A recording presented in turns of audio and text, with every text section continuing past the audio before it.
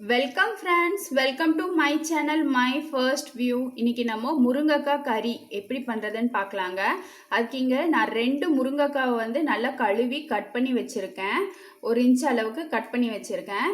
இங்கே பார்த்தீங்கன்னா தண்ணி காஞ்சிட்ருக்கு. இந்த தண்ணியில் இப்போது நம்ம கழுவின இந்த முருங்கைக்காயை சேர்த்திடலாம். கூடவே கொஞ்சமாக மஞ்சத்தூள் சேர்த்திடலாங்க. கூடவே கொஞ்சமாக உப்பு சேர்த்திடலாங்க. இப்போது இது நல்லா வேகட்டும். அதாவது ஒரு 3/4 பதத்துக்கு வெந்தால் போதும். இப்போது நம்ம இதை மூடி வச்சு ஒரு 3/4 பதத்துக்கு வேக வச்சு எடுத்துக்கலாங்க.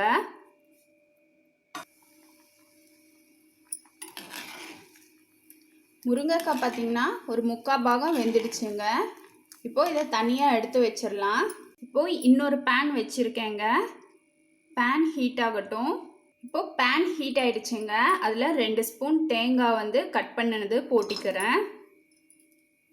நம்ம பொடியாக கட் பண்ண இந்த தேங்காவை வெறும் வாணலியில் அப்படியே வறுத்துக்கலாங்க.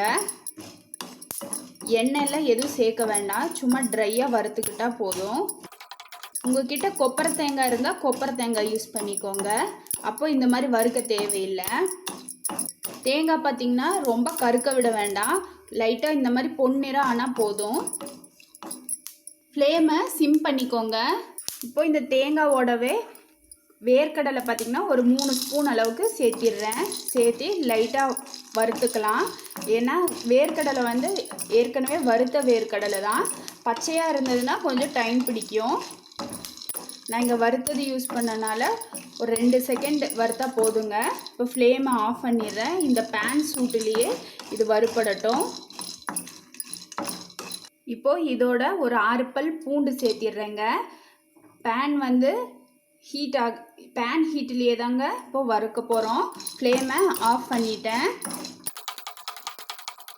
பாருங்கள், ஃப்ளேம் ஆஃப் ஆகி தான் இருக்குது. ஒரு மிக்ஸி ஜார் எடுத்துக்கோங்க. அதில் நம்ம வறுத்துக்கிட்ட இந்த வேர்க்கடலை, தேங்காய், பூண்டு இதெல்லாம் சேர்த்துடலாம். பூண்டு பார்த்திங்கன்னா அதிகமாக வறுக்கக்கூடாதுங்க. அந்த பாத்திரத்தோட சூடில் மட்டும் வறுப்பட்டால் போதும். இப்போது இதோட ஒரு 1/4 ஸ்பூன் மஞ்சத்தூள் சேர்த்திக்கிறேங்க.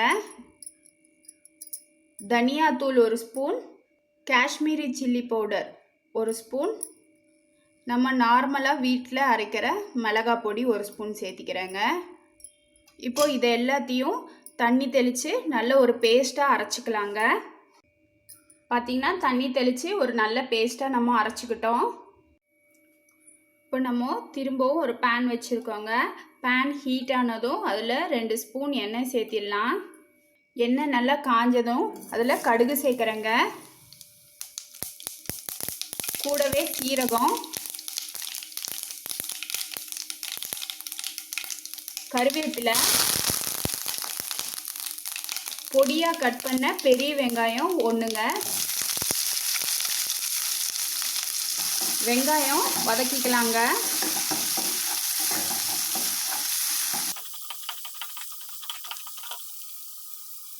வெங்காயம் வதங்கினதும் மீடியம் சைஸ் தக்காளி 2 பொடியாக கட் பண்ணதை சேர்த்திடுறேங்க.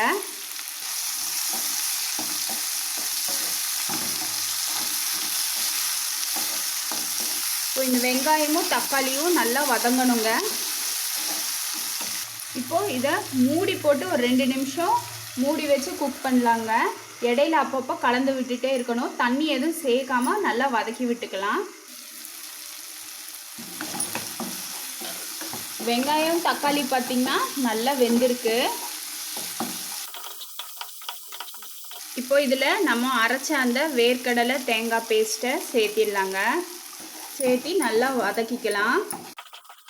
தேங்காயும் வேர்க்கடலையும் பார்த்திங்கன்னா ஏற்கனவே வறுத்தது தான், அதனால் ரொம்ப நேரம் பிடிக்காது. பார்த்திங்கன்னா நம்ம ஊற்றின அந்த மசாலா பேனில் ஒட்டாமல் நல்லா சுருண்டு வருது. இப்போ நம்ம புளி கரைசலை சேர்த்திடலாங்க. நான் இங்கே பார்த்திங்கன்னா ஒரு நெல்லிக்காய் அளவுக்கு தான் புளியை எடுத்து கரைச்சி விட்டுருக்கேன். ஏன்னா என்னோடய புளி ரொம்ப புளிப்பாக இருக்குது. உங்களோட புளியோட தன்மை எப்படின்னு எனக்கு தெரியாது. புளிப்பு கம்மியாக இருந்துச்சுன்னா வேணால் கூட கொஞ்சம் சேர்த்தி கரைச்சி விட்டுக்கோங்க. உப்பு, புளி, காரம்லாம் உங்களோட அளவுக்கு ஏற்றின மாதிரி கூட குறைய சேர்த்திக்கோங்க. இப்போது இதை திரும்பவும் மூடி வச்சு ஒரு 2 நிமிஷம் வேக விடலாம், அந்த புளியோட பச்சை ஸ்மெல் போகிற வரைக்கும்.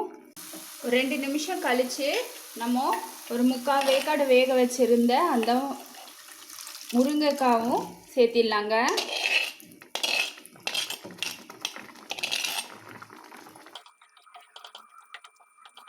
நம்ம ஏற்கனவே முருங்கைக்காயை தனியாக வேக வைக்கும்போது உப்பு சேர்த்தி தான் வேக வச்சுருக்கோம். அதனால் டேஸ்ட் பார்த்துட்டு நீங்கள் கூட சேர்த்திக்கோங்க. நான் இப்போ உப்பு சேர்த்தேங்க. இப்போது இது நல்லா குக் ஆகி அந்த எண்ணெயெல்லாம் மேலே எலும்பி வர வரைக்கும் குக் ஆகட்டும். உங்களுக்கு இந்த கறி எந்த கன்சிஸ்டன்சியில் வேணுமோ அந்த அளவுக்கு குக் பண்ணிக்கோங்க.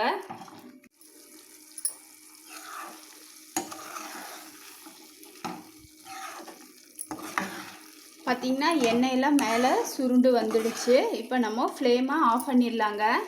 உங்களுக்கு இந்த முருங்கைக்காய் கறி பிடிச்சிருக்குன்னு நம்புகிறேன். ஒரு முறையாவது செய்து பாருங்கள். செய்து பார்த்துட்டு உங்களோட அபிப்பிராயத்தை சொல்லுங்கள்.